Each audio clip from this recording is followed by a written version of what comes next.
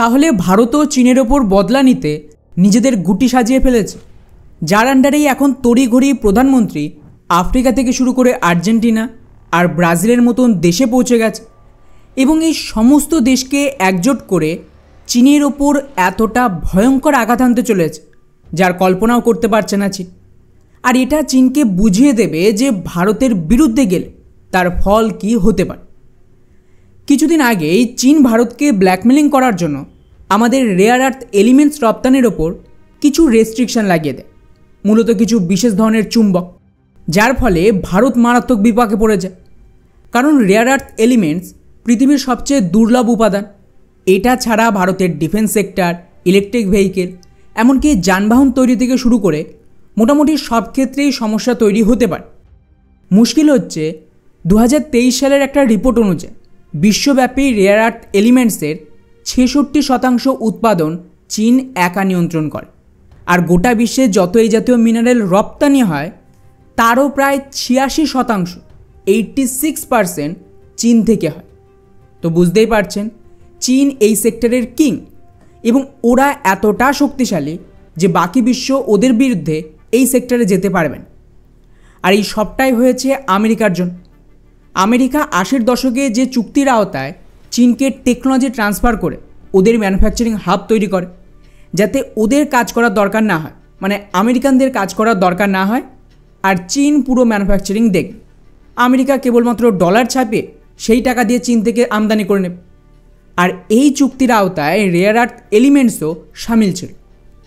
অন্যদিকে ভারত আর বাকি দেশ যারা এই সেক্টরে আত্মনির্ভর হতে গেছে, ওখানে পরিবেশের নামে প্রদর্শন করিয়ে বা নিষেধাজ্ঞার ভয় দেখিয়ে ওদেরকে থামিয়ে দেওয়া হয়।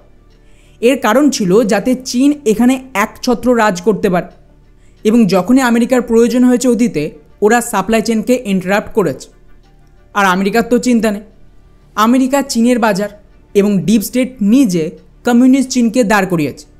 তাই চীন আমেরিকার বিরুদ্ধে এগুলো নিয়ে খুব একটা সমস্যা তৈরি করবেন। উদাহরণ হিসেবে ওরা কিছুদিন আগে আমেরিকার উপরেও কিন্তু নিষেধাজ্ঞার কথা বলছিল, কিন্তু এখন দেখেন আমেরিকার সাথে চুক্তি হয়ে গেল, তাও চীনের ওপর ট্রাম্পের এত নিষেধাজ্ঞা আর টেরিফ চাপানোর সত্ত্বে। তো বুঝতেই পারছেন পুরোটাই স্ক্রিপ্টেড, লোক দেখানো কাজ আলাদা চলছে, কিন্তু তলায় তলায় ওদের সেটিং করা আছে। আর এই সবটাই হচ্ছে ডলারাইজেশনের কারণ। এখন প্রশ্ন আসছে যে আমেরিকার তো চিন্তা নেই, কিন্তু ভারত কি করবে? তো আপনাদের জানিয়ে রাখি যে ভারত এর জন্য অলরেডি বেশ কিছু বছর ধরে প্ল্যানকে রেডি করছিল। 2022-23 সালের রিপোর্ট অনুযায়ী আমাদের টোটাল প্রয়োজনের 59% চীন থেকে এসেছিল। অর্থাৎ আমরা মারাত্মকভাবে বাকি দেশের মতনই চীনের ওপর নির্ভরশীল। কিন্তু ফাইনালি এখন খবর অনুযায়ী ভারত সরকার চীনের কোমর ভাঙতে বড় অ্যাকশন শুরু করে দিয়েছে। এখানে দুটো ধাপে কাজ হয়। প্রথমত দেশীয় রেয়ার আর্থ মিনারেলের খোঁজ করা, আর দ্বিতীয়ত চীনের বাইরে বাকি দেশগুলোর সাথে চুক্তি। প্রথমে দেশের আভ্যন্তরীণ রাস্তার কথা বললে, ভারতে পৃথিবীর যত রেয়ার আর্থ এলিমেন্টস রয়েছে তার তৃতীয় সবচেয়ে বড় ভাণ্ডার মজুদ রয়েছে। কিন্তু তাও যেহেতু প্রদর্শন, পলিটিক্স আর পরিবেশের নামে আমাদের এগুলো উৎপাদন করতে দেওয়া হয়নি, তাই ভারতের আজ এই অবস্থা যে পৃথিবীর তৃতীয় সবচেয়ে বড় ভাণ্ডার থাকা সত্ত্বেও চীন আমাদেরকে ব্ল্যাকমেলিং করছে। ফলে এটাকে কাজে লাগিয়েই ভারত সরকার বেশ কিছু উদ্যোগ নিয়েছে। নাম্বার 1, একটা জাতীয় খনিজ মিশন শুরু করা হয়েছে, যার আওতায় 2025 থেকে 30 সালের মধ্যে গোটা দেশের বিভিন্ন রাজ্যে 1200টা অনুসন্ধান চলবে। এবং আমাদের দেশে যত মিনারেলস রয়েছে যাকে এতদিন বের করতে দেওয়া হয়নি পরিবেশ আর প্রদর্শন করিয়ে, তাকে এখন ধীরে ধীরে বের করা হয়। এই কারণে কিছুদিন অন্তর অন্তরে আপনারা খবর পাচ্ছেন যে কাশ্মীরে এই খনি পাওয়া গেছে, উত্তরপ্রদেশে এটা পাওয়া গেছে। এগুলো কাকতালীয় নয় যে পরপর একসাথে এগুলো বেরিয়ে আসছে। আমাদের দেশে শুরু থেকে এগুলো ছিল, কিন্তু আমরা কোনো ব্যবস্থা করিনি। এখন অনুসন্ধান চালাতেই সব বেরিয়ে আসছে। নাম্বার 2, ওদিকে আবার আমাদের যে পিএসইউ কোম্পানিগুলো তাদেরকে বিভিন্ন দেশে পাঠানো হচ্ছে, আর তাদের সাথে চুক্তি করে অন্য দেশের জমিতে এগুলো অনুসন্ধান করা হচ্ছে, যার মধ্যে রয়েছে আফ্রিকা, ব্রাজিল আর আর্জেন্টিনা। কিন্তু শুধুমাত্র খোঁজ পেলেই তো হবে না, গুরুত্বপূর্ণ হলো এগুলিকে সংশোধন করা, যা সবচেয়ে বড় আর মুশকিল টাস্ক। তার জন্য আলাদা করে গোটা দেশে 4টে খনিজ প্রক্রিয়াকরণ পার্ক তৈরি করা হচ্ছে। অর্থাৎ এই 4টে এরিয়াতেই সমস্ত রেয়ার আর্থ এলিমেন্টসকে সংশোধন করে যাতে ব্যবহার করা যায়, তার জন্য বিশেষ করে বিদেশি টেকনোলজি আর বিনিয়োগ হচ্ছে।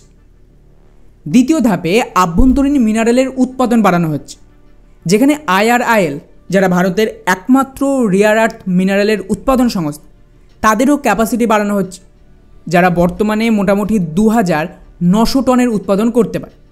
এর সাথে ওদিকে যদি বিশাখাপট্টনমে দেখেন, ওখানে 3000 কেজির ক্ষমতাযুক্ত স্যামারিয়াম কোবাল্ট চুম্বক তৈরির একটা প্ল্যান্ট তৈরি হচ্ছে। এর জন্য ভারত সরকার 280 কোটি টাকা বিনিয়োগ করেছে।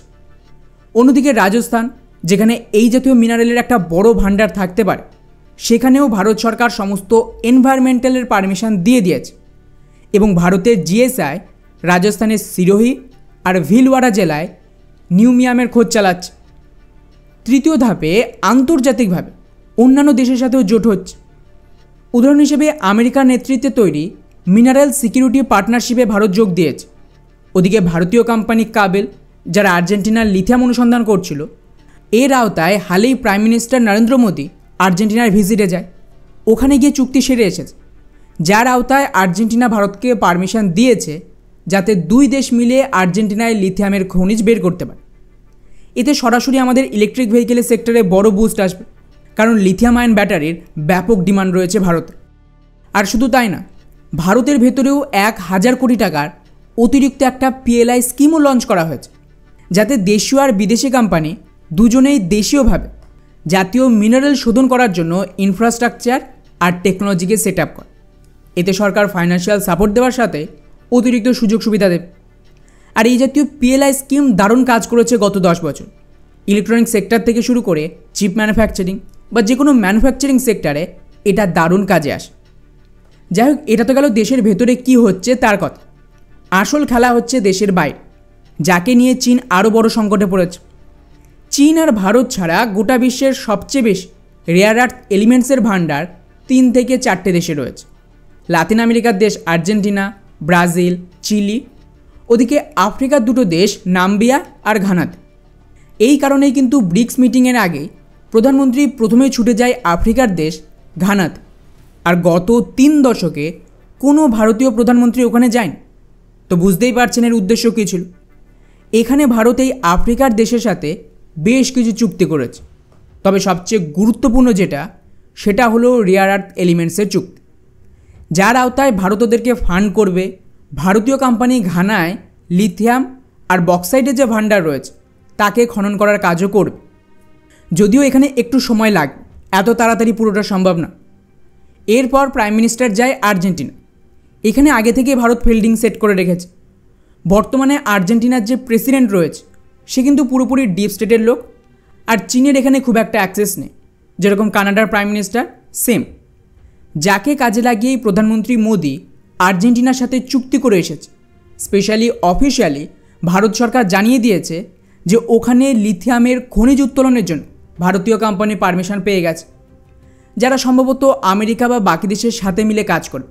পুরোটা এখনও ক্লিয়ার হয়নি, তবে আমার ধারণা যে এখানে আমেরিকাকে অংশীদারি রাখতেই হবে, কারণ সরকারটাই আমেরিকা চালাচ্ছে, ওদেরই পাপেট বসিয়েছে। তাই আমেরিকা না চাইলে এখানে খুব বেশি কিছু হবে না। এরপর সবচেয়ে বড় দান মেরেছে ভারত ব্রাজিল। এটাই সবচেয়ে গুরুত্বপূর্ণ। ব্রাজিল কিন্তু বিশ্বের 2য় বৃহত্তম ভাণ্ডার রয়েছে, মানে ভারতের চেয়েও বেশি। আর প্রধানমন্ত্রী এখন ব্রাজিলে পৌঁছে মূল জোর দিচ্ছে এই রেয়ার আর্থ এলিমেন্টসের ওপর। আপনি জাস্ট ভাবুন, এবারের ব্রিক্সের মিটিংয়ে শি জিনপিং, পুতিন কেউ ডিরেক্টলি যায়নি, প্রধানমন্ত্রী মোদি গিয়েছে, অর্থাৎ ওয়ান ম্যান শো হবে। এখানে ভারত ব্রাজিলের সাথে ডিফেন্সের চুক্তি তো করছে। ওরা আমাদের তেজাস কেনারও অফার দিয়েছিল, যদি ভারত ওদের ট্রান্সপোর্ট বিমান কেনে তাহলে। এছাড়া ওরা এয়ার ডিফেন্স সিস্টেম, মিসাইল নিয়েও আগ্রহ। কিন্তু ভারতের মূল নজর ডিফেন্সের ওপর নয়, বরং ওদের মিনারেলসের ওপর রয়েছে। এবং এই মুহূর্তে 2 দেশ তার উপরে কাজ করছে। আর ভারতীয় কোম্পানি এখানেও একটা বড়সড় চুক্তি পেতে পারে, তবে অফিসিয়াল ঘোষণা আসতে একটু সময় লাগবে, কারণ এখনও প্রাইম মিনিস্টার ব্রাজিলেই রয়েছে। তো বেসিক্যালি ভারত চীনকে দুদিক থেকে মারছে। ওরা যত রেস্ট্রিকশন লাগাবে রেয়ার আর্থ এলিমেন্টসের ওপর, ভারত নিজেদের মার্কেট ধীরে ধীরে বন্ধ করবে চায়নার জন্য। এতে করে টেম্পোরারি, মানে আগামী 4 থেকে 5 বছরের একটা ব্যবস্থা তো হয়ে যাবে, বা 2 দেশের মধ্যে একটা টেম্পোরারি আন্ডারস্ট্যান্ডিং হয়ে যায়। কারণ এমন তো নয় যে আজ প্রাইম মিনিস্টার আফ্রিকা, ব্রাজিল, আর্জেন্টিনার সাথে চুক্তি করলো, পরের মাস থেকে এগুলো ভারতে চলে আসবে। এর জন্য একটা লম্বা সময় দরকার। ততদিন ভারত কী করবে? ততদিন তো চীন থেকে আমদানি করতে হবে। দ্বিতীয় গেম যেটা ভারত খেলেছে তা হলো ভারত আমেরিকার চীন সমর্থিত পরিবেশবিদদের সাইড করে নিজেদের রেয়ার আর্থ এলিমেন্টস তুলতে শুরু করে দিয়েছে এবং আমাদের কাছে গোটা বিশ্বের তৃতীয় সবচেয়ে বড় ভাণ্ডার রয়েছে, যা 2030-এর পর থেকে ভারতের একটা বড় ডিমান্ড মেটাবে। অন্যদিকে এই বাকি দেশগুলো চীনের কিছুটা অল্টারনেটিভ হবে, এতে করে চীন থেকে নির্ভরতা অনেকটাই শেষ করা যায়। কিন্তু মুশকিল এক জায়গায়, ভারতের কাছে খুব বেশি টেকনোলজি নেই এই সমস্ত শোধন করার জন্য। এর জন্য আমাদের আমেরিকা বা ইউরোপের কোম্পানির সাপোর্ট লাগবে। বাট কোনো ব্যাপার নয়, শুরু তো করতেই হবে। ফলে চীন এই রেস্ট্রিকশন লাগিয়ে নিজের পায়ে নিজেই কুড়ুলমাল। ওদের এই যে একাধিপত্য, সেটা ধীরে ধীরে ভারত এবার চ্যালেঞ্জ করতে শুরু করছে।